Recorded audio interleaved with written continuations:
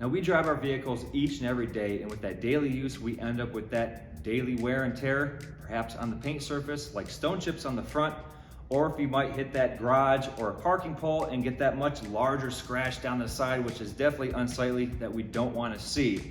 Now we're going to go ahead and fix those scratches like we did on this 2013 Toyota 4Runner. Now we fixed the stone chips on the front using our scratch fix all-in-one, so we're good to go there. Now for those larger scratches, we have our PerfectMatch Aerosol from primer, color, all the way to the clear coat. Now to ensure a perfect match, we need that color code. The color codes are typically found on the ID sticker located in the driver's door jamb of the vehicle. Now once we have that color code, you're gonna walk into your local auto parts store where you're gonna find our color selector guide.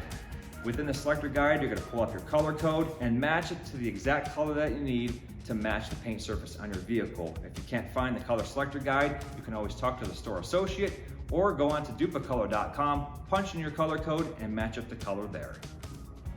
Whether your scratch is big or small, get that perfect color match repair with Dupli-Color. And visit Dupli-Color.com for more information about our products.